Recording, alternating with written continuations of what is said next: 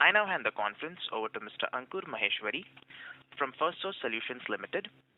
Thank you, and over to you, sir. Thank you, Faizan. Welcome, everyone, and thank you for joining us for the quarter ended March 31st, 2021 earnings call for Firstsource. To take us through the results and to answer your queries, we have with us today Vipul Khanna, our MD and CEO, and Dinesh Jain, our CFO. We will be starting this call with a quick overview of the company's performance, followed by a Q&A session. Do note that the results, the fact sheet, and the presentation have been emailed to you, and you can also view this on our website, www.firstsource.com. Before we begin the call, please note that some of the matters we will discuss on this call, including our business outlook, are forward-looking and as such are subject to known and unknown risks.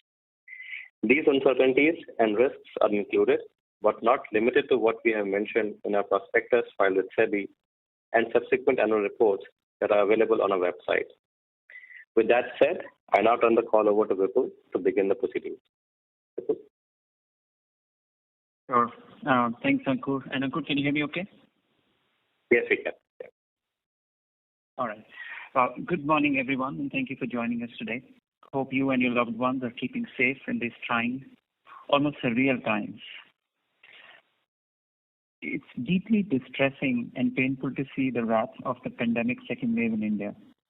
In the last few weeks, almost every person I've spoken to has a story of either themselves or their loved ones being impacted. The IT/ITES industry, including Firstsource, is no exception. Our top priority this time is the safety and support of our colleagues and their families.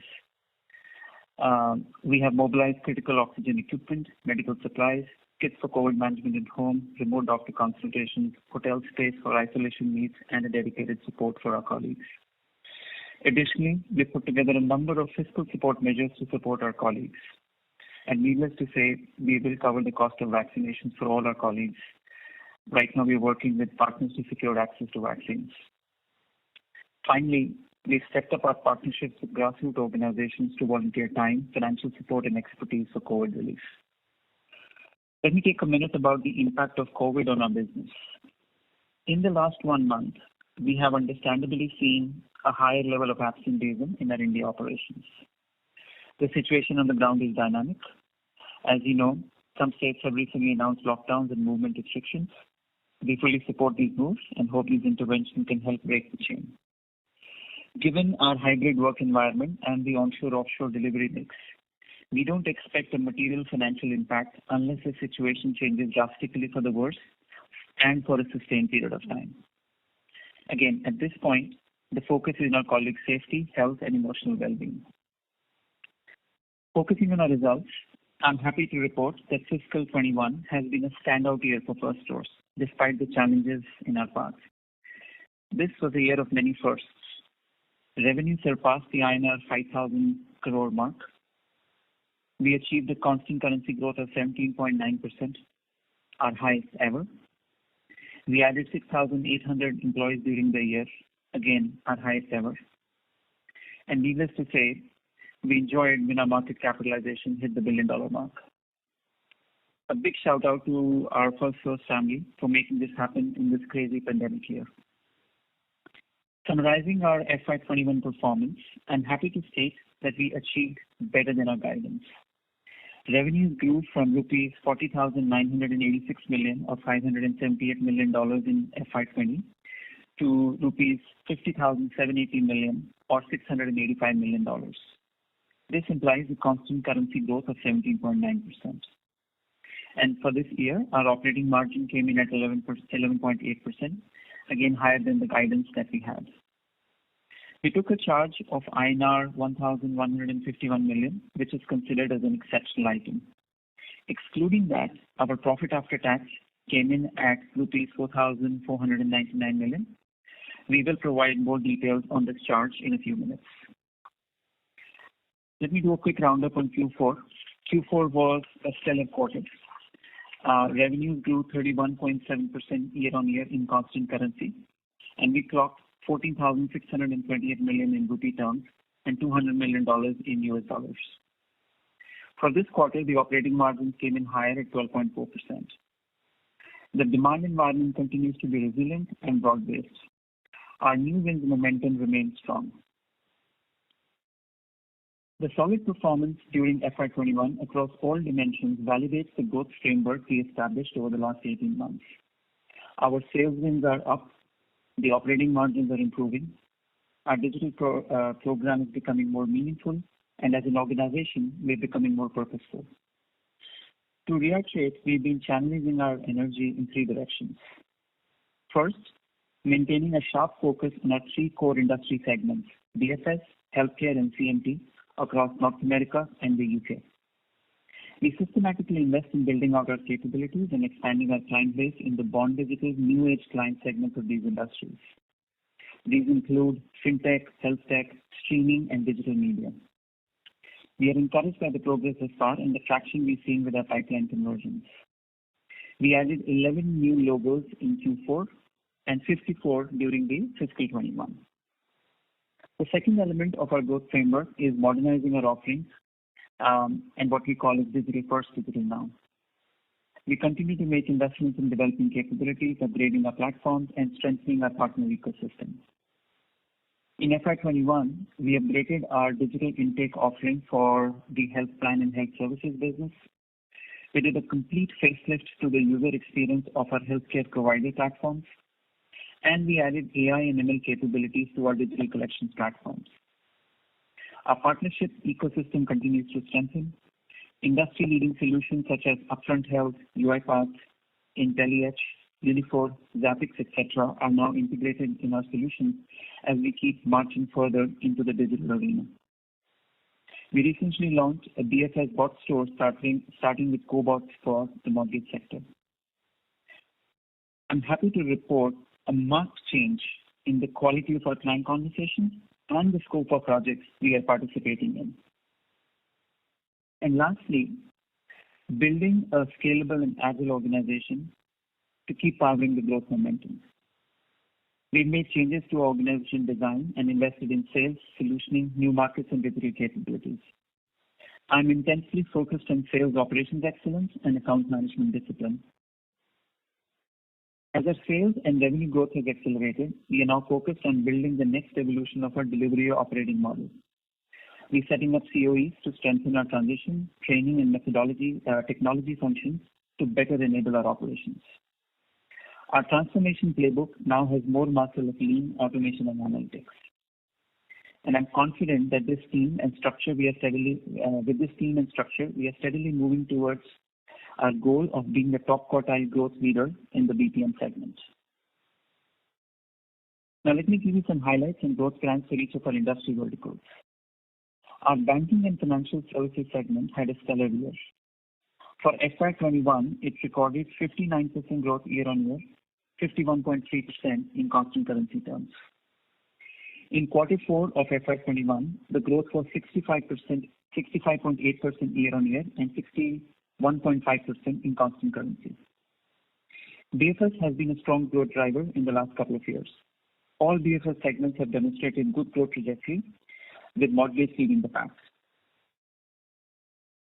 Let me spend a little bit of time on each of these BFS segments. The mortgage industry has benefited from the low interest rate environment in the last couple of years. The growth rates for both refinance and new home purchases have been at multi-year highs. And as expected, the refinance market is starting to slow, although home purchase financing remains strong. We expect industry financing volumes to taper during the new fiscal 22. We've been preparing for this turn by adding new clients and scaling our services segment. In the last 12 months, we added 31 new clients in our mortgage business, which will continue to ramp into the new fiscal. Mortgage servicing could see steady growth as we continue to sell new services to our existing client base. Based on these trends, we are confident of delivering a growth year for mortgage, though this growth will likely to be modest relative to FY21. The collections segment started strong last year, helped by the government stimulus programs in the US. However, with lockdowns and contraction in discretionary spends, the card industry witnessed a decline in spending, charge-off rates, and credit card delinquencies, all of which impacted the volumes for the industry and for us as well.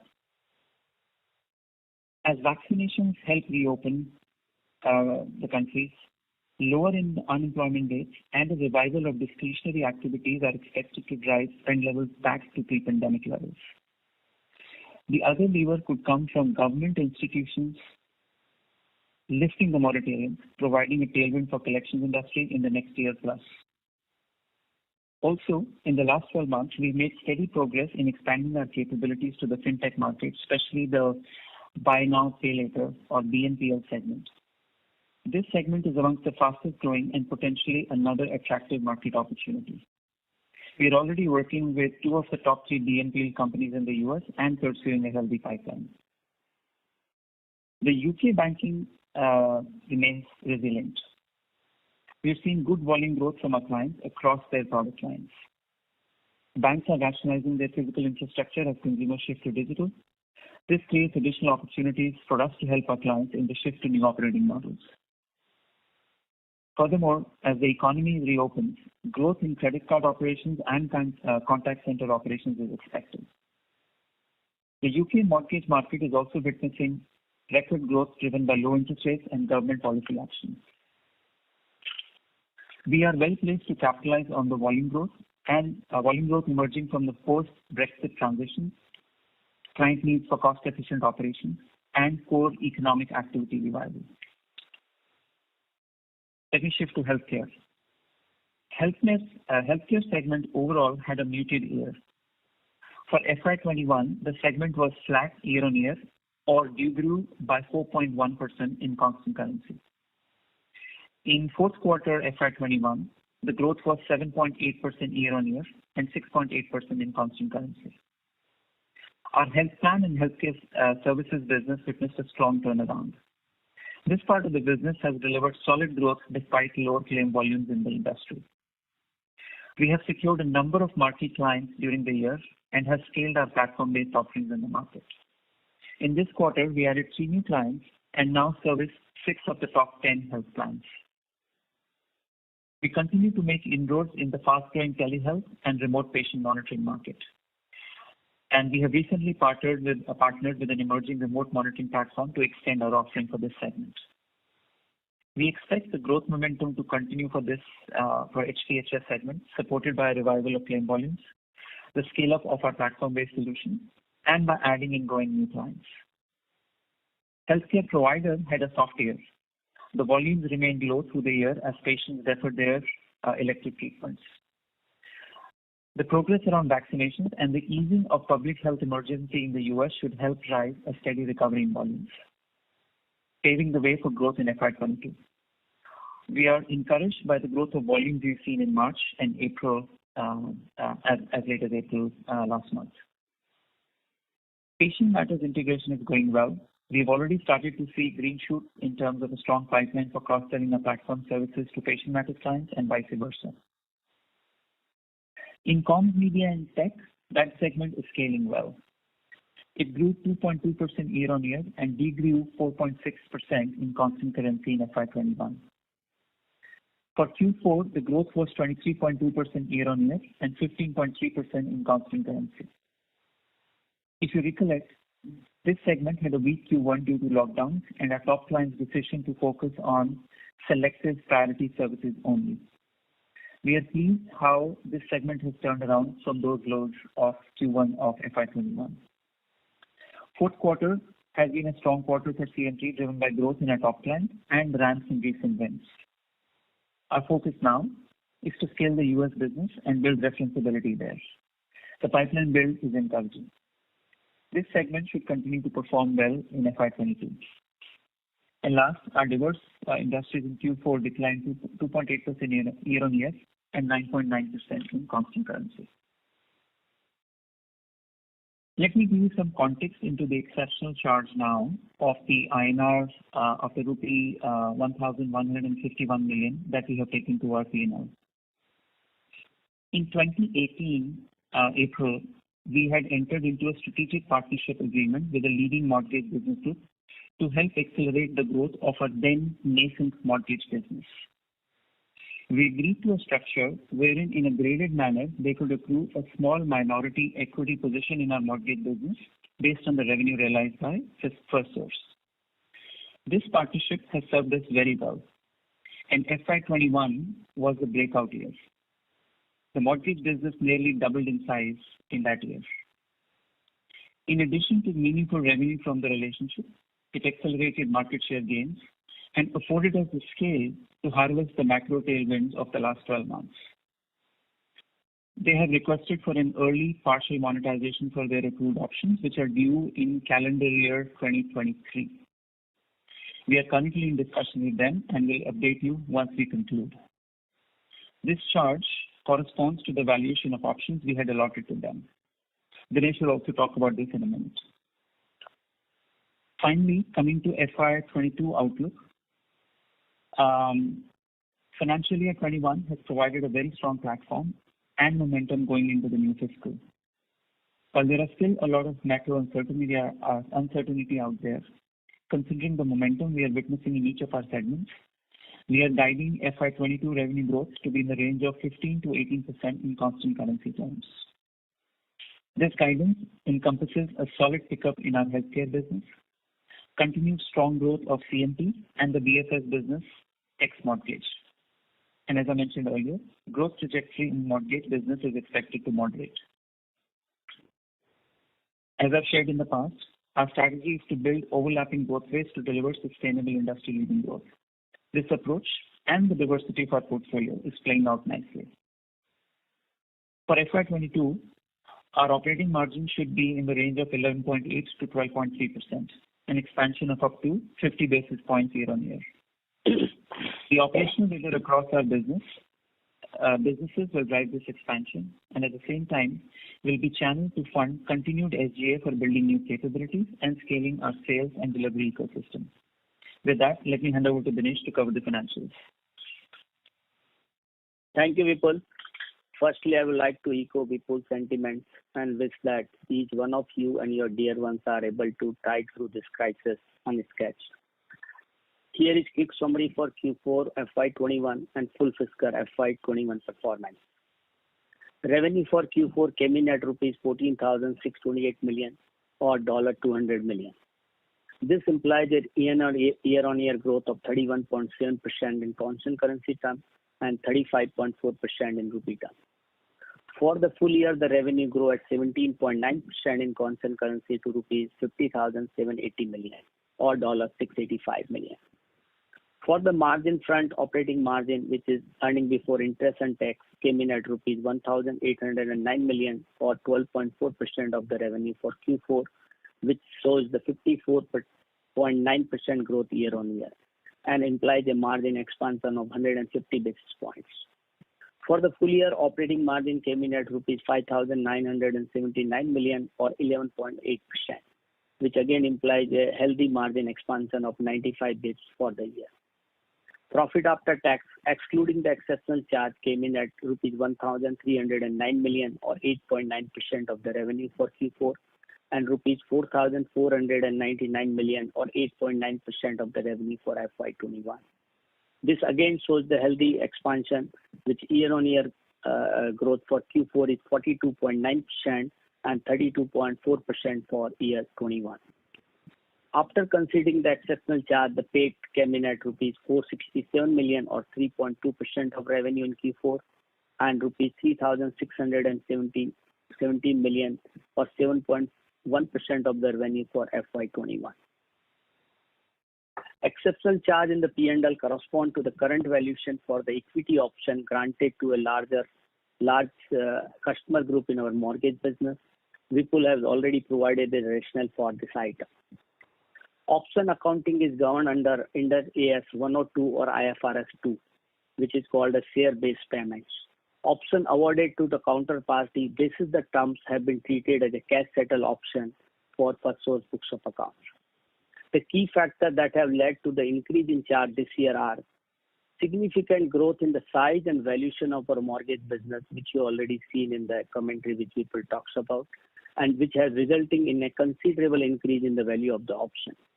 With higher than anticipated revenue realized from the relationship, Their equity option accrual got firmed up this year and also increased their entitlement compared to the last year. The counterparty has also requested for early part monetization of the options. This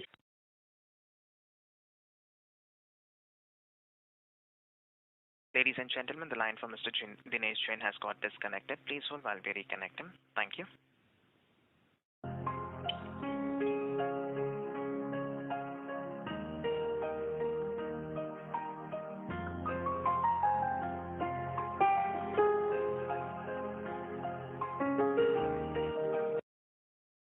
Ladies and gentlemen, thank you for patiently waiting. The line for Mr. Dinesh Jain has got reconnected. Thank you, and over to you, sir. Sorry, I think line got disconnected. So I was talking on exceptional charge where I said that this led the reasons which I talked about, the 2-3 reasons which have increased the charge in the P&L to the extent of rupees 1,151 million for the year and rupees 1,099 million for the quarter. In the FY21, we generated 8,921 million cash from our operations, and our FCF was 7,225 million. After adjusting for the capex of 1,696 million, which is comparatively to the last few years, is much higher due to the higher investment in the tech infrastructure and the employee facilities, which have resulted into this. And the advances for customer was also 835 million, which we talked in the last quarter. In Q4, we have generated rupees 1,506 million cash from operations. Our closing cash balance as of 31st March is 2,199 million, and which is after repaying for 2,672 million of our short-term borrowings, paying dividend of 2,038 million, and utilizing $950 million for acquiring patient matters. Net debt as of 31st March stand at 3,846 million or $52.6 million, which in compared to the last year number of $86.2 million.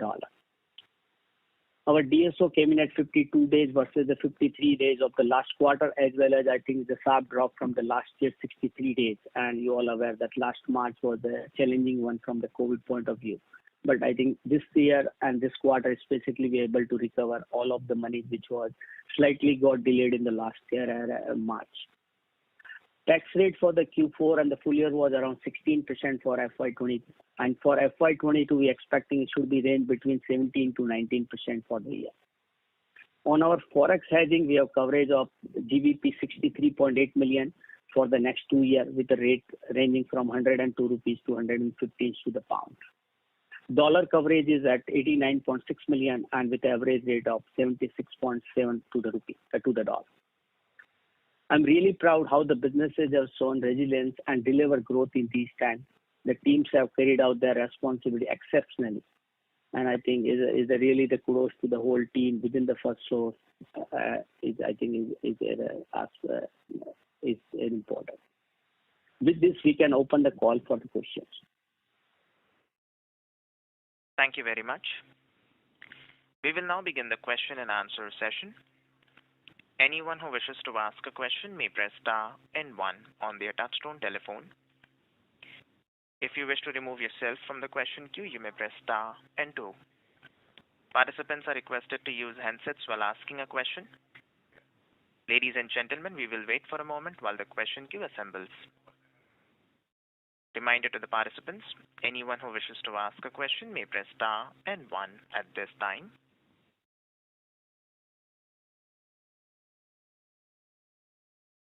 The first question is from the line of Manik Taneja from JM Financial. Please go ahead. Thank you for the opportunity and congratulations for the solid execution through this year. Vipul, just wanted to get your thoughts around the healthcare vertical. You said that you've now managed to get 6 of the top 10 health plans in the US. If you could talk in detail about what's driving our success there in terms of competitive intensity. That's question number 1. The second question was with regards to the shift in terms of more offshore delivery that we've seen through this year. How much of it essentially is a function of the macro trends from Brexit and thereby the impact on labor mobility in UK? If you could talk about that. Thank you. Sure. Thanks, Manik. Good to hear your voice. Healthcare on the HPHS, which is Health Plan and Health Services. You know that we had completely rebooted the team. We've added, across the value chain, leadership, sales, solution, technology, and delivery to kind of, as I said, reboot the basics of how we're doing the business. They bring a set of relationships which has kind of allowed us to have conversations. We've taken our existing capabilities in claim processing as well as the digital intake platform, revamped it, right? Completely repositioned it relative to competition in the market. So those were our initial stalking horses to go out and open client conversations with a very targeted, hey, we do these things, here's our offerings. That's sort of the first step. Second, the sheer agility that we built up and the responsiveness that we built up in that team, in that business, and the relationships they had. As the world went through COVID, some of the clients needed short-term support. They needed, like, right away, I need this, I need that. We kind of jumped on it and delivered on it. And that's kind of allowed us to kind of open some relationships as well as bed down some of the earlier relationships into a next level of strategicness. And third, as remote patient monitoring and telehealth took off post-COVID, we jumped into that new segment. We got a bunch of new client wins way back, if I remember, in Q2 of fiscal 21, and then we continued with some gains in Q3 and Q4. And we continue to kind of make sure that we are very out there in terms of our thinking. It's not just a human service, but taking a lot of technology there as well. And that's kind of, given that's a very rising demand curve, it kind of brings us squarely in strategic conversations with our clients. So you're right that it's a very well-served market, but it's such a giant market with so many sort of niches. I think there's a tremendous opportunity for us to continue to grow in that segment through these offerings that I talked about, as well as a couple more that we are exploring in the horizon. The second question you had about offshore delivery, and you mentioned macro trends. Did you say broadly macro trends, or were you referring just to UK?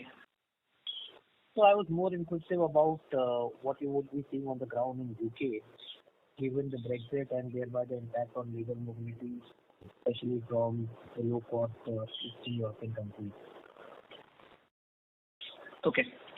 So yes, Europe has been a driver in increase in our offshoring component, and so has been the BFS or the mortgage business. These have been the two growth drivers for our offshore growing stronger in this year relative to the past. I think partly it's also a function of talent availability in the markets, both these markets. I don't think per se Brexit has played a role in labor shift from on to off. It's just the core strategic desire of some of our clients. Earlier on it was also partly UK-India balanced when COVID had just about started. But I think over time, especially with the banking sector in UK, we're seeing more strategic outlook towards offshoring a little bit, starting to rise up. And that's reflecting in the gains that we are making in offshore. That's how I would characterize the movement in offshore. Thank you and all the best for the future. Great. Thank you. The next question is from the line of Rahul Jain from Dolat Capital. Please go ahead. Yeah, hi. Congratulations on strong performance. Firstly, on this one-time thing that has happened. So, if you could articulate how much revenue have come from such contracts, and what is the total valuation for the business at the subsidiary level we are assigning, because this looks like a significant charge in terms of the value. Rahul, one sec. I can understand you very clearly. Okay, is it better? Mr. Jain, please use the handset mode, sir. The audio is not clear. Hello, is it better now? Much better, thank you. Okay, sorry for that. So what I was asking is that if we could quantify the kind of revenue we might have achieved on such contracts in the mortgage business and what is the total valuation for the business as a whole that we have assigned to the subsidiary, because this the value that we are looking to pay looks like a very high number. So any clarity on that, if you could share? Yeah. So look, I think the details of this contract, as I shared, just to run them very quickly again. This is a large customer group. We have given them a graded equity structure, right, linked to the spending. The contract has performed really well. It has exceeded our expectations, and the tailwinds have helped, right? The industry tailwinds have helped. They are entitled to the structure provided for equity to them anywhere from 0 to 15%, right? And there are certain floor boundary conditions based on revenue threshold, and it caps out at 15% if they achieve or exceed our most aggressive scenario. So basis the run rate that we have now, we have, as Dinesh said, we followed option accounting. We valued the business and assigned the value to the options that are accrued to our counterparty. The contract, we are currently in discussions with the client. The contract provides for certain exit optionalities, and when that happens, there will be a fair market value exercise by an independent body at that point in time, and that will kind of determine sort of how we finally settle it. But right now, for March 21, consistent with past years, we valued the options based on the current run rate spend of this relationship as well as our overall markets business. So this number has come at a peak calculation of 15% based on current valuation. That's our estimate at this point in time, although the spend period continues, right? So this is our estimate going into the future. But yeah, based on the current run rate, we have valued the options at closer to the peak equity option accrual for them. And you said there could be a partial early exit, or this is a complete exit? And was that number CY23 what you said, or I heard it wrong? No, what I meant was that in the original agreement that we have, there is a spend period, which is the eligibility period, and the monetization is expected in FY23-24, right? Starting from April 23 is when some of the monetization options kind of begin to accrue. And what we're discussing now with our counterparty is that we might, they have requested for partial monetization now. So we are in the midst of kind of doing all that, and those are commercial negotiations going on. I will come and update you as soon as we kind of conclude with them. Okay. Got it. And secondly, if I may, from a guidance point of view, since you say that we are going to see some growth in the mortgage business and the kind of run rate we are at, and in general commentary looks strong across other business segments. So in that light, the guidance that we see looks like a conservative one. So is that what you also see given the uncertainty, or this is the realistic thing which we think of as of now? So look, we see strong growth in healthcare. I see good continued growth in our CMT portfolio. Our North America CMT portfolio is new. We're still building it out, right? It's not material, but it's our intention to kind of stay focused and build that out. Banking and financial services, our UK portfolio, our collections portfolio is, I think, on a reasonable wicket, decent momentum. Mortgage business obviously is a little bit more sensitive to interest rate movements and stuff. We're seeing sort of different projections in the marketplace. And candidly, we started to see some volume softness in the market, especially for refi. So we have modeled it such that we can see reasonably where we could end up in the next 12 months in our mortgage. And that's based on sort of our read of the interest rate movements of where the volumes will lie. If this trend continues longer, there might be a little bit more upside, but at this time, this is our best estimate on where the mortgage business could end up. Got it. Got it. Thank you for the explanation and congratulations on great execution and great outlook. All the best for the coming quarters. Thank you. Thank you so much. Thank you. The next question is from the line of Mohit Jain from Anand Rathi. Please go ahead. Sir, I wanted a little more details on the industry outlook that you guys are currently operating in, and also with respect to a vertical CMT and within that perspective, top line. So how do you see things moving there? This account obviously was more or less stagnated for a few years, and now we are seeing some ramp up. So how should we read it? Do you expect some more growth to continue there, or do you think that we will get back to that, let's say, pre-COVID time of more or less stable revenues there, and then ramp up of new accounts in the vertical? And your question is, Mohit, all related to the CMT vertical, right? CMT and broader outlook that you guys are seeing, because I think you are quite positive this time on the US markets.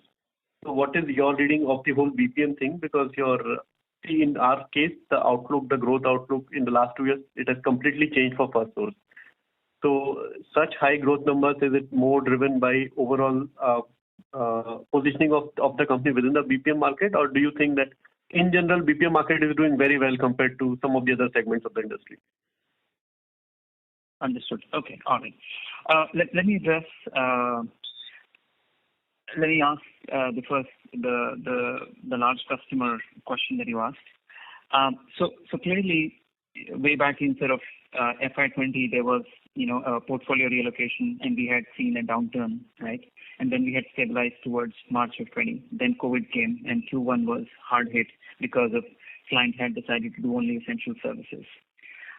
Since then, we've seen, the volume has steadily come back. And as their business has taken different direction, right, as they have adapted to digital and stuff like that, we've seen our client have more volumes, and we have played a good part, I would say almost like an outsized part, in helping their new business growth and the diversification of their business. So we've gotten more than our fair share of the growth there. And as I mentioned, even in Q3, we were back to pre-pandemic levels, and Q4 has kind of built up on that. I think we are at a good place as far as our share of wallet there is concerned. As far as the top account is concerned, I do not expect sort of material growth from that point. We'll see sort of moderate growth in the portfolio, some adjustments up and down, but I think we're at a good run rate as far as that account is concerned. And clearly, our focus is to open new accounts. We've had some very good wins in digital media in the UK. We're starting to build that pipeline in the US. And with Dave, we're driving hard on the tech segment as far as CMT is concerned. In fact, while it's a very small number, our North America CMT has doubled in size this year, although from a small base, very small base. So I'm hopeful, and I'm spending a lot of time fine-tuning our strategy, into our client access and stuff, so that we can build momentum onto the CMT, especially on the North America side. On your FSL question relative to the industry, I don't know if it's a good thing or a bad thing. You asked the question, but overall, as I've been saying, my intention has been to build overlapping waves of growth. Right?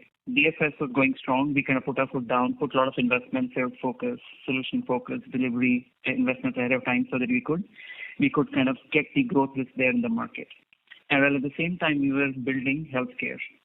And now, if mortgage moderates out this year, healthcare is starting to pick up, and we will see strong growth from healthcare in FY22 if all goes well. And then hopefully by that time, CMT starts to kind of gather momentum and will start to pick its, pull its weight toward the end of the year. So the intention is to build sort of sustained growth by having sort of people or industries at different levels of growth and different levels of investment and yield cycle, so to say. We'll see sort of what the outlook comes out from the industry for FY22, but at this stage, it's kind of uneven across industries. Depends on whether you're playing in a mature industry or a growth industry, and if you're playing in a mature industry, if you have disruptive solutions or not. And my focus is to make sure that we kind of try to play in disruptive spaces and not play where we have to go just play on price, right? In some cases, we are the challenger, so we kind of stick to our strengths, or we build on our leadership positions. So we're trying to kind of go to places which are more tailwinds rather than headwinds, and competitive intensity is high. I could characterize that part of our strategy, which has driven good growth for us in FY21 and hopefully continues in FY22. And so just a follow-up on if you could spend like 2-3 minutes on this digital media offering which you spoke about. So what are we trying to do there and what kind of clientele do you expect in FY22? Sure. So when I say digital media, this is traditional media, your traditional print, etc., which is now moving to digital, right? Whether it's digital access of content and as well as how they interact with their customers, right? So in that segment, as that industry moves, right, we've had some early good wins. I think we have a good operating model now, and it seems to be replicating across different publications. And I think we've right now we've built a small but consequential pipeline in the US as well, taking our UK capabilities into the US market. That's one manifestation of digital media. And there are some other new segments that we are evaluating linked to sort of what's coming up good in this, in this pandemic era of sorts. So streaming, for instance, right, has taken off, as you've seen, going from cable to streaming. We have good strength given our large relationship both in UK and US and that. That's one area we're focused on streaming. And very early days in looking at things like what could be our play in the edtech segment, right, as education goes online. But it's still early days, very early days for that segment. Those are some of the segments that we are focused as far as digital media and digital consumption is concerned. So this would be which service line? This will not be contact center, right? It could be. Contact center is one part of it. It may not be sort of contact center, right? It could be multimodal, multi-channel with a lot of automation in it. But our intent is to go beyond just this and kind of talk about holistic customer experience, content delivery, response to content, et cetera, so that we are able to make a meaningful dent into their adoption rates, into their revenue rates, and not just a cost provider, a cost efficiency provider. Okay. That's all from my side, sir. Thank you very much for the detailed response. Thank you. Thank you. The next question is from the line of Dipesh Mehta from MK Global. Please go ahead. Yeah, thanks for the opportunity and congrats for strong operational performance. Couple of questions. So first question is about the healthcare provider side. If I look your revenue run rate is roughly 20% below your pre-COVID peak level. Considering normalcy returning in US market, by when you expect that full recovery and then on top of that the growth playing out? If you can provide some trajectory, how the recovery is likely to play out. Second question is the number of clients which we added into bond digital segment in Q4 and maybe in FY21, if you can provide some color about kind of client, what kind of services we are offering, so how we are building our tech business. And third question is related to the exceptional items. So some clarity, I just want if you can provide incrementally than what you already said. First is about the when cash flow related impact will come out. If you can quantify and if you can provide some timeline. Second question is about the disclosure perspective. Now, I could not find anywhere it was mentioned in contingent liability perspective. So if you can provide some perspective there. And the last thing is any incremental impact you expect, considering the nature of contract. You said 15% we have fully factoring, but let's say if revenue grow further, is there any further liability or potential liability coming into our P&L? Thank you. Okay, good. Second question was about bond digital. Third was exception. First one is about healthcare, right? When do we expect to go to pre-pandemic? Provider, yeah. Let me start with that. Yeah. So Dipesh, provider, we're starting to see at least the hospital visits start to pick up. In March was good. April kind of held off to that level. The other variable which impacts our revenue in our healthcare provider business is because we are in Medicaid eligibility or eligibility services or patient access. There is the fact of the volume of hospital visits. The second is when do you see approval from the paying party, which in the majority of cases is the government or Medicaid support. Now, given the public health emergency in the US, that equation also changed because a lot of people were on compulsory enrollment and stuff like that. And then some of the states were sitting longer on approvals and inventory and stuff like that because they were distracted and their budgets were also prioritized somewhere. So these are the two variables: hospital visit volume and what the state government stance on stuff is there. Right? Those are the two variables which determine it. I think from a volume standpoint, if April, May can hold off and there isn't another wave in the US, right? The January, February peak of cases has come down now substantially, and with vaccinations in good swing, I think there is stability there. But there is still that concern about what happens, right, if there is another wave. That's one variable to play out. And then at this point in time, the expectation is that the public health emergency, which is a government promulgated sort of condition, lasts until July. So at this stage, we know the visibility till July, and then we'll see how they can react after that July. But our sense is that if current conditions hold, it will continue to pick up in Q1 and then start to get to a decent place by Q2 as far as provider is concerned. Second question on bond digital segment. As I mentioned, we are looking at new age of bond digital across the three industries that we play. Fintechs, given BFS is our biggest vertical, fintechs has been a good source. A lot of offerings in our arsenal we've taken to fintechs, both on collections as well as the servicing side of it. A few of the bond digital mortgage players are also part of our portfolio. And as I talked about, with newer segments originating like BNPL, buy now, pay later, which is kind of the next form of payment evolution to card, targeted towards the more younger population who's not as card friendly, so to say. And those markets have kind of really taken off in terms of spend. Those are the focuses that we have on the fintech side of it.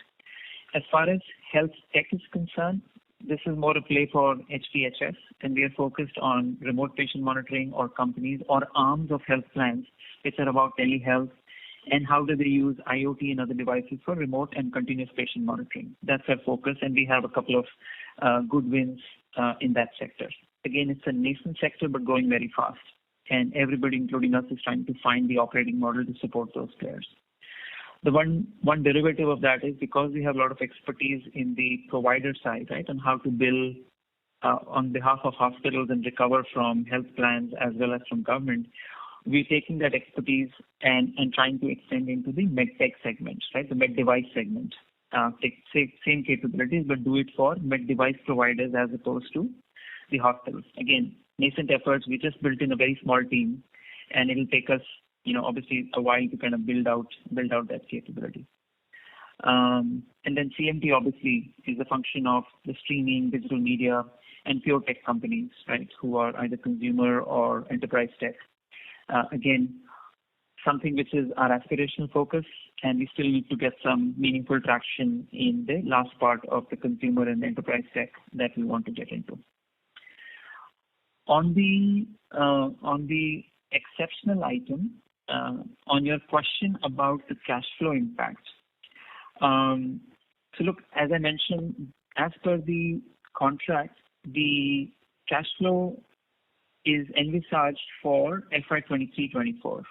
But clearly, we are currently in talks, and we might go to a place where we do partial monetization sooner. So the cash flow will ultimately depend upon the fair market value of the business at the time of exit or exits, and also the final equity percentage based on how spends kind of play out over the term that I mentioned. And the FMV, as I also mentioned, will be done by the independent valuation. So these factors will determine the quantum of cash flow and the timing of the cash flow. And as I said, right now this is commercial conversation, so let me leave it at that and then come back and update you guys as soon as we can close that. Your question was there any further liability? Will there be further liability? So right now we have booked the amount of 1155 million. Given this option will, or part of the options might extend over to next year. We envisage another something south of $2 million as part of the current valuation exercise, which will come in FY22 and which we have baked into our estimates for FY22. That's our sort of estimate at this point in time based on the run rate of the spend. As far as liability into the P&L from the option accounting basis is concerned. Sorry, I missed the last part. You said 2 million extra may be possible. That's what you are indicating?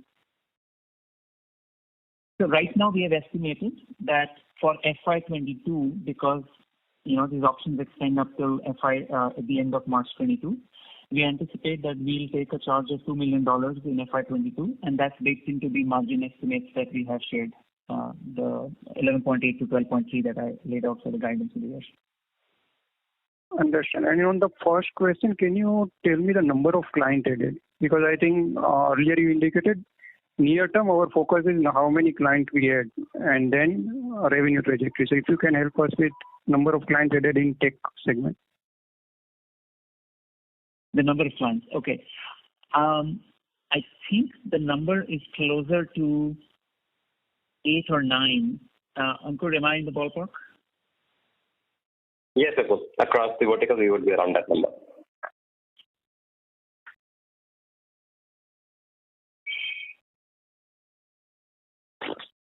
Yeah, and the last question, if you can answer. The third question is on the contingent liability and related disclosures, if you can provide some perspective. So, as Dinesh said, since this is option accounting and that's cash settled, there is no need to show as contingent liability since you're doing cash settlement on this one. Dinesh, anything else to add on that?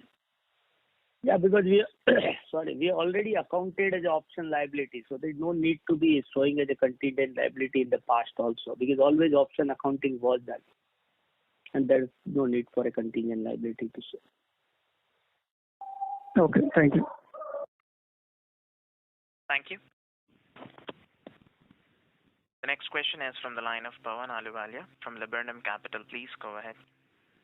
Thanks, and Vipul, many congrats on a great operating performance. I just wanted to understand the exceptional item a little bit better. So just so I've understood clearly, putting together what you said to different people, the 115 plus the $2 million for next year reflects the full 15%, which is the max of equity dilution that would accrue to this client. Any adjustment to these valuations would therefore have to come from one of two things. A, much better than expected performance of the mortgage business from here on, which would lead to the value of equity being higher, or two, the independent valuer coming up with a different measure of FMV, which is probably not likely given that you guys have a pretty competent finance department. I'm sure you price the option properly, right? So one is if you could just confirm that I've understood, what's going on correctly. Two, it would be good if you could just give us some clarity when you said yes. Pawan, sorry, this is Ankur. Just to interject there, I think we lost the connection. Just give it another 10 seconds. I think should be back on. Sorry, he's back on. Back. You might have to repeat the point. Okay. Yeah, So what I was saying was my questions on the exceptional items. So one is, I just want to clarify, putting together everything you said so far, that the 115 crores plus the $2 million for FY22 reflects the full 15%, which is the max dilution in our subsidiary that the client is entitled to. Any adjustments to this valuation would therefore come from one of two sources. A better than expected performance in the mortgage business, which would obviously raise the equity value of the subsidiary, or B, a different calculation on the part of the independent valuer for the option. And I'm assuming B is not very likely because you guys have a pretty strong finance team, and I'm assuming they priced the option correctly. Is my understanding of this correct? The color I would add to that, Pawan, is that clearly, yep, the performance of the mortgage business will determine that. Second, we have done option accounting based on sort of our assessment of the business, right? Our valuation. Clearly, there will be an independent valuation, a more holistic exercise. There might be some adjustments coming out of it. And third, these are bilateral commercial transaction as well, right? So we'll see how that plays out. That could play another factor in sort of where we end up in a bilateral agreement with the client. But in terms of the client is entitled to a certain amount of equity, right? So the only bilateral thing you can negotiate, and you mutually agree on the independent valuer. So the bilateral transaction would only favor you if they are requesting an early monetization and they take some haircut in return for it. Is that correct? Also, the relationship and sort of how the future will play out, right? That would be the other factors. Got it. So you may say, look, if you want early monetization, commit to XX levels of spend or something like that. Yeah.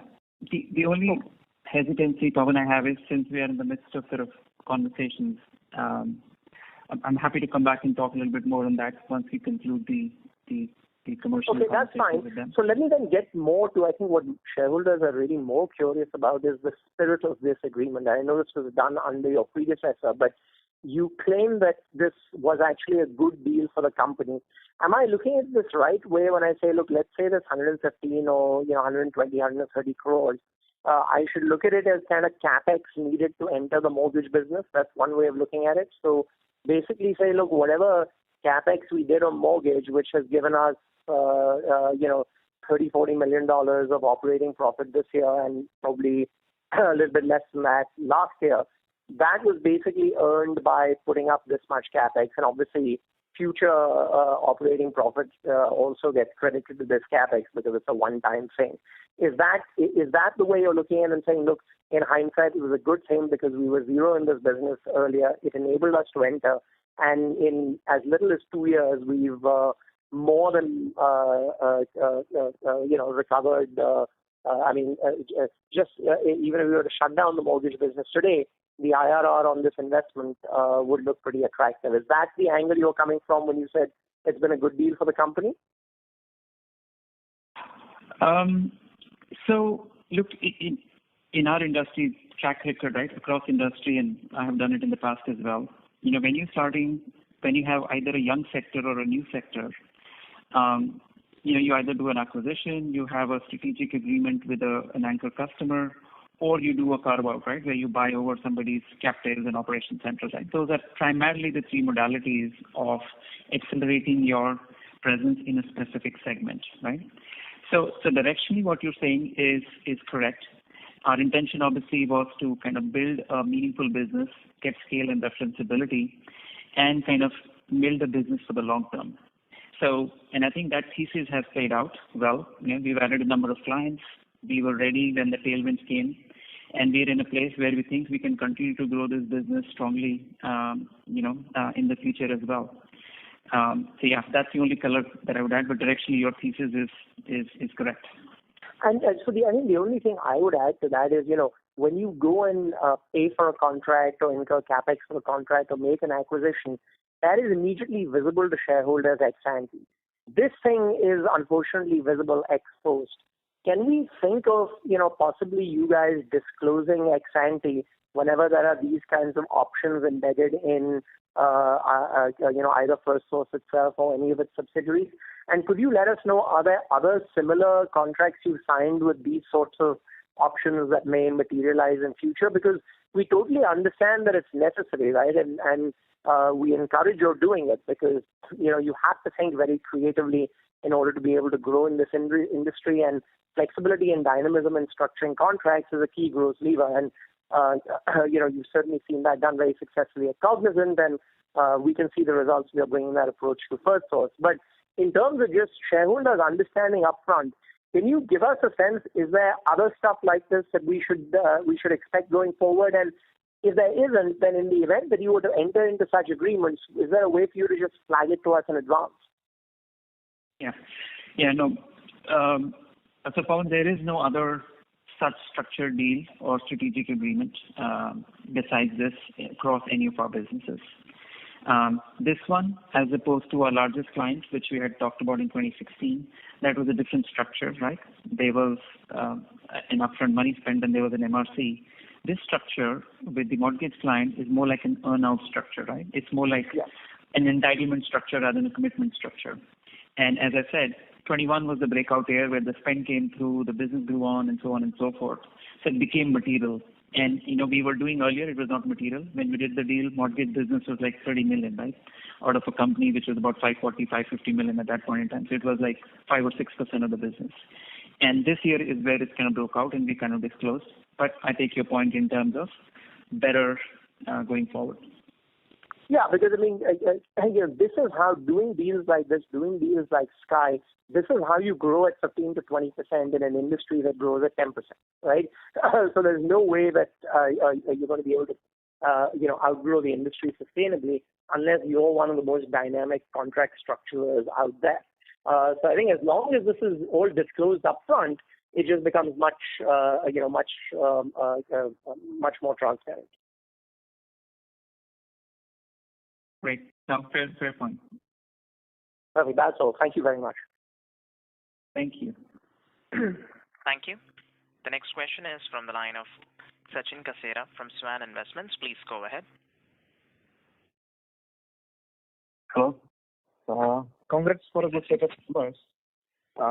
Just one advice or comment on what has been raised previously regarding the disclosure. Vipul, after you have taken over, we have seen consistently the growth trajectory changing, the quality of growth becoming very good. Last 8-9 quarters ever since you've taken charge, FSL has completely changed the character as a company.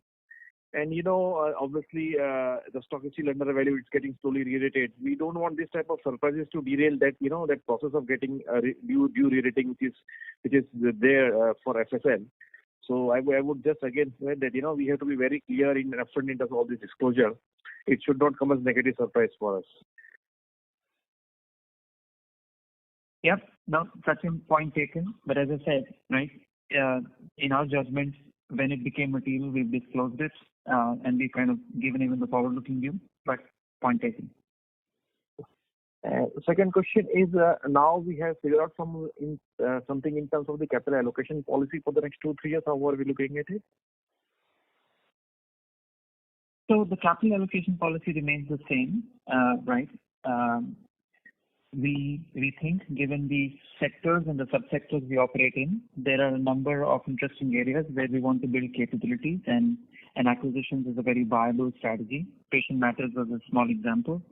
We have a list of priorities across our segments where we want to grow into acquisition. So that's one source. Clearly, there is regular capex. Right? With this expansion, we've had to spend a lot of money in technology and less so on centers in FY21, but we'll pick up as life comes back somewhat to normal, not all the way there. That'll pick up on physical infrastructure as well. And clearly, given my focus on digital, the platform builds, the partnerships, etc., becomes the other part. And then finally, right, we have a decent dividend record, and we hope to keep that. So between these three, capex, acquisitions, and dividends, we hope to keep an equitable mix while generating healthy cash flows to meet these three needs. And needless to say, your guidance doesn't bake in any acquisitions that you do. At this point in time, the growth and the margin guidance we've given has obviously the patient matters full year impact, but it doesn't have any significant acquisitions baked in. Sure. And just one question on the tax front for the CFO. So, Dinesh, if you could tell us what is the tax rate we are seeing for 22 and 23?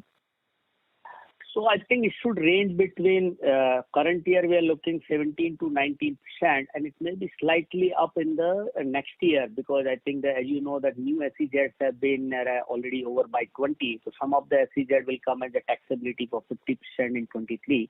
So I think I'll put another 1%, but we can range between 17 to 20% for next 2 years. Just one last question on the return on capital. Because of this high amount of intangible and goodwill that we are carrying, our return on capital continues to look a little lower. So in between, we are evaluating it as an option to maybe sooner take some sort of write-off. So any thoughts, any progress further on that? Because our balance sheet has become much more stronger in the last 2-3 years. I don't think we can take a charge because the valuations which we evaluate every period are from the goodwill impairment point. There is no case for do the impairment. Yeah, in the past, I think at the board level it got discussed, but as of today, I don't think we have discussing anything of that nature. But yeah, point is valid that balance sheet has a big intangibles, and some point of time we need to look. But as of today, really, we're not looking any of those ones, and there is no risk on the goodwill from a valuation point. Thank you. Thank you. The next question is from the line of Shraddha from AMSEC. Please go ahead. Yeah, hi. Congratulations to the team on an outstanding year. This is just one quick question. How big is the mortgage business in terms of revenue? Sorry to interrupt you. Please request you to please use the handset mode. Am I on? No, the audio is breaking from your line. Yeah, better now? Yes, thank you. Yeah, sorry. So congratulations on a sorry, Vipul. Congratulations on a good year. Just one quick question. How big is the mortgage business in terms of revenue run rate for us now?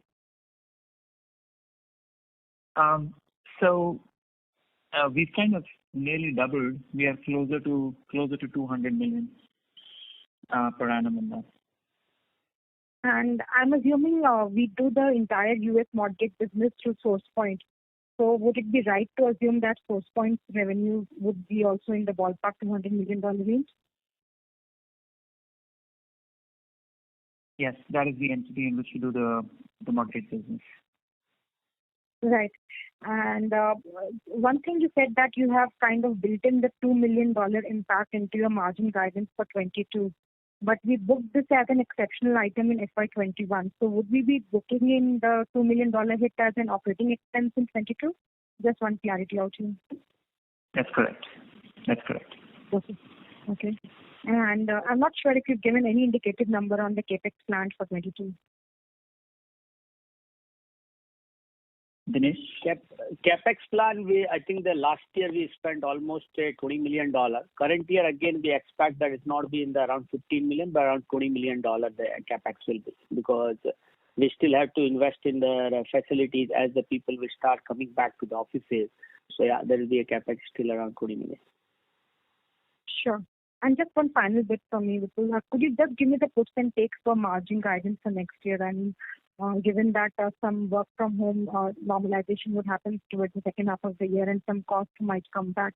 So what are we baking in terms of whatever guidance of 15 bits expansion we are talking of?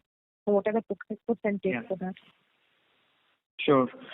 I think you've identified one. We will see a percentage return to work, and obviously our growth last year was strong, and we'll have to catch up on some of the capacity, right, as some of the capacity comes back to work from office, from work from home.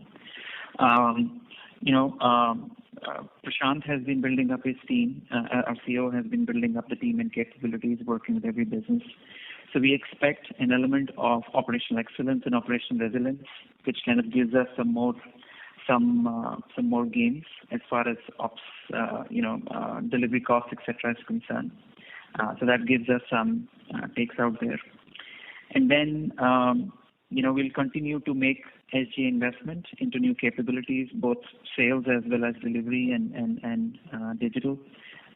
Some of it, the gains that we make from operating excellence kind of goes there. And thirdly, while we are still building the businesses and platform side, clearly those are higher margin businesses, albeit they're a small portion of our revenue. They're higher margin businesses once we get to scale. And in general, we're starting to take a little bit more higher watermark on the kind of deals we want to do, especially onshore. So those are the factors in terms of increased costs, etc., etc. Labor market is tight, or getting to get tight in US. We'll see how UK kind of plays out in the next few months. So those are some of the puts and some of the takes I mentioned from a continued investment in SGA and digital build. Right, that's helpful. And obviously you did indicate that labor market is getting tight in the US, and so is the case in India as well. So what are we baking in terms of our annual wage cycle? Are we talking of an advancement of our wage cycle here in India, or are we looking at the normal wage cycle?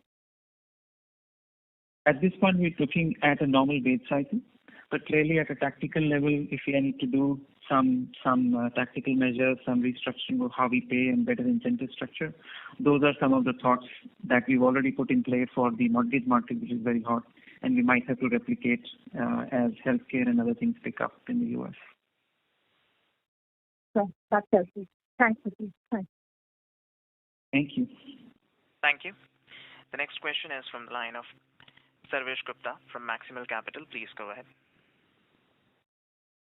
Sir, most of my questions have been answered. I had just two small points. One is, while historically, our growth rates have been subdued, and this year, for the first time, we have seen a very strong growth. Now, X of mortgage, are there any changes that you are seeing in your revenue contracts in terms of maybe the longevity of contracts or, the possibilities of increasing the ticket size of contracts, which is giving you sort of more confidence of a higher trajectory of growth rate going forward? So that is number one. Secondly, on the operating margins, because of this, the cycle of increase in wages that we are seeing across the industry. Ordinarily with such high revenue growth, you would also expect a much higher sort of increase in the operating margins. But given the fact that our lower operating margins are probably due to a higher wages cost compared to the revenues. So compared to a normal industry, our operating margins are a little bit on the lower side. That means our people cost is higher. So this wage cost impact, which can have an inflationary impact, is it going to disturb this guidance of, I think, 11.8 to 13.8, which you alluded towards? Yeah. Sorry, the guidance was 11.8 to 12.3. So 50 basis points spread on that. So longevity or the nature of contracts, yes, I have been very focused on making sure we have sales operations discipline, a formal and structured way of account management, so that for our targeted growth accounts, we put in very disciplined account growth plans, and we are investing in the right network and relationships, understanding the client products better and taking the right solutions. So I think that plays a role in terms of, you farming the accounts better, and obviously you embedding yourself, so hence the length of your SOW, the statement of work, tends to be longer. So I think you've hit two of the key points. That is an expectation that I have from our businesses as we continue to invest in more senior and more well-trained efforts as far as account management is concerned, especially in areas like HPHS. Europe, we historically have enjoyed fewer but stronger relationships. I think that already exists, and likewise for collections. But HPHS is one area, as well as mortgage. These are two areas where I expect there will be a different flavor of our relationships for the better, right, as we kind of settle in. And the second element which will change is now digital, right? Could be small in terms of automation, could be more strategic on intake, and could be even more transformational, where you're looking at entire target operating model redesign of the entire stack, whether it's tech, operations, or analytics on top, including software. So I think in certain areas, that's thing they are building up, where the nature of the contract becomes business processes, service, or platform-based service, which is a very different consumption-based, sort of the SaaS equivalent of our industry, that becomes consumption-based and hopefully more sticky because you are taking care of something sort of end-to-end. Again, small at this point in time, as you see from our service line breakups. That's something which we are focused on and building in select areas. So that's the color commentary as far as change in nature of contracts is concerned. Your second question was on margin expansion given the growth. And will labor cost play out or will impact our margin guidance? So look, I think as I've been saying, the strategy to build the growth is that you need to continuously invest in newer capabilities, right? Whether it's new segments, new offerings, new operating models, partnerships, etc., etc.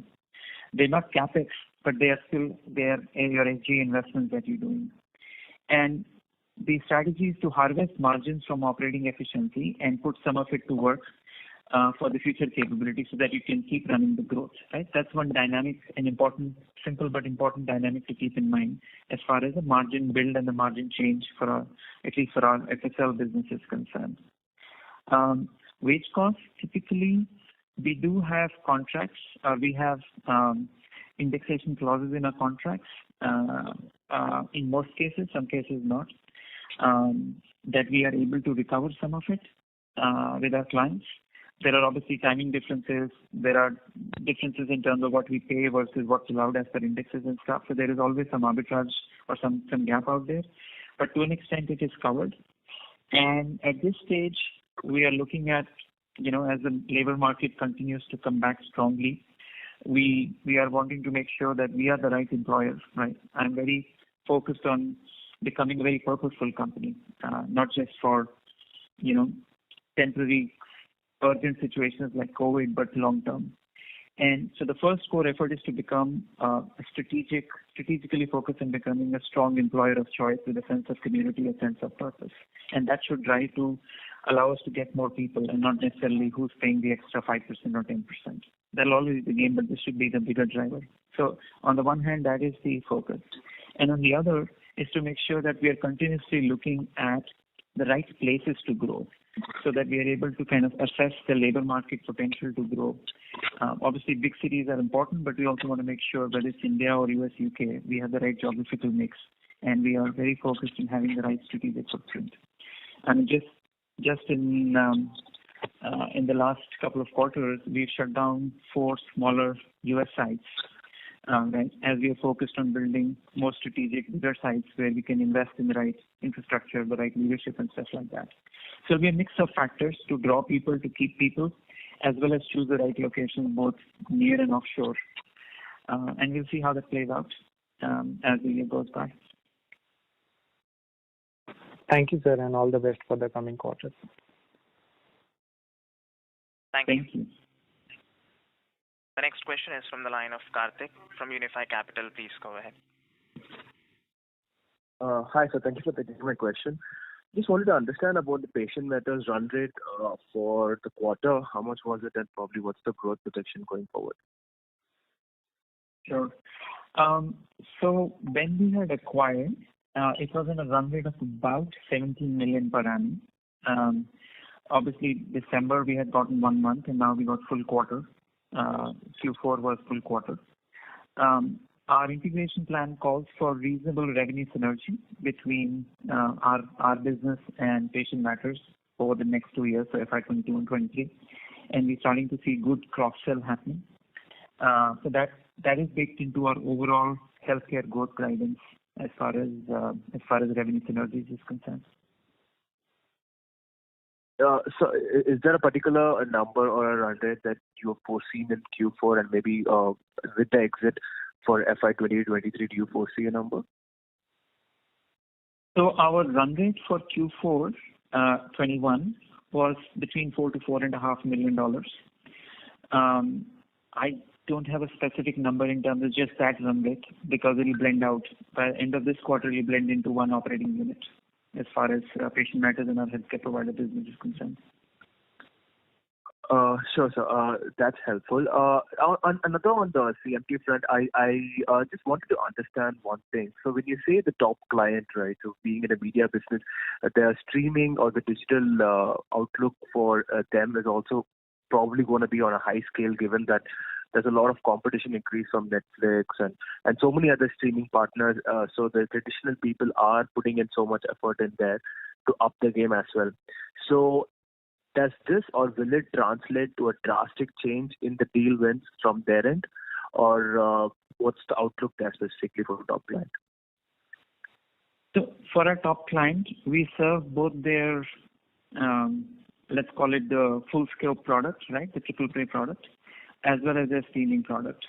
And whatever change in portfolio that has happened or will happen in the future, we have been part of that journey from them, right? Whether it was an adjustment or building new capabilities.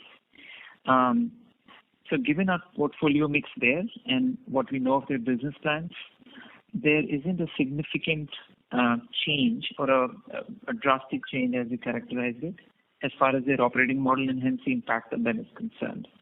That change is happening and it's already baked into our portfolio. Today we have teams servicing both across their sales, services, retention, etc., etc.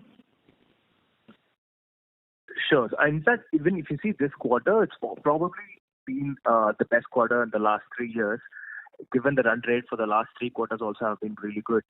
So, do you foresee this kind of a run rate going forward for the next probably 8 quarters, or do you see some good growth coming in from your deal wins?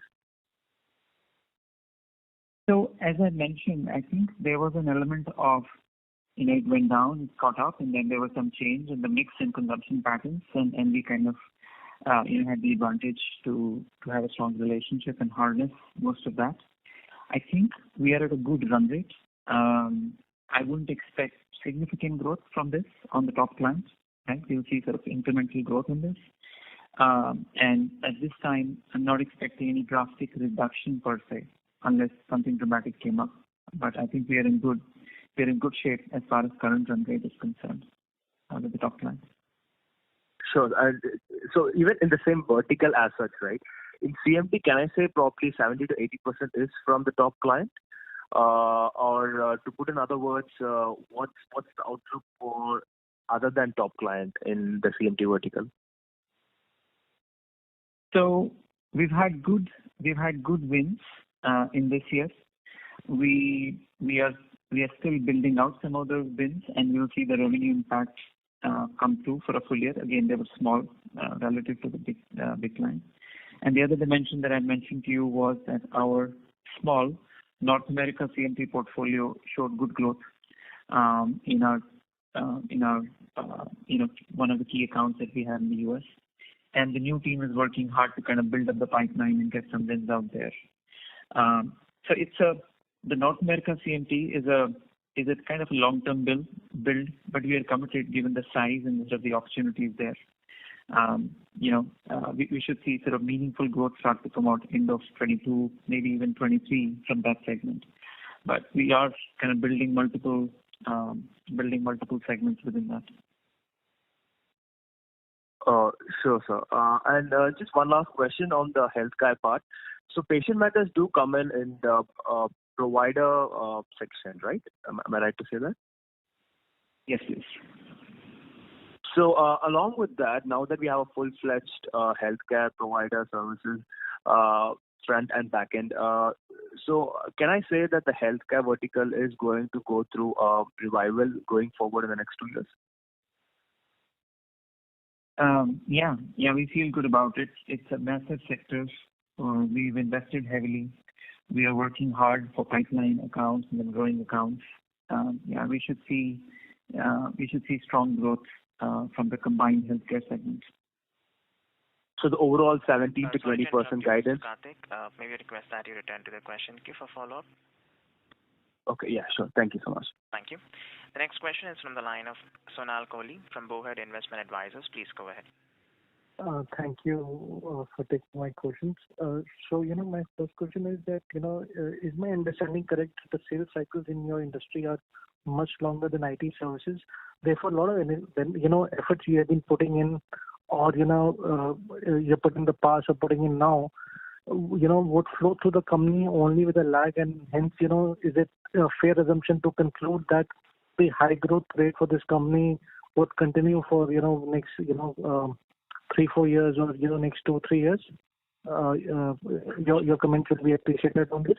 Secondly, is my understanding also correct that, your aspiration long term is to have a 15% EBIT margin, and currently or, in the last year or in the last year you are in the recent phase? So probably in 2024-25, your margin trajectory could be significantly different than in 2022.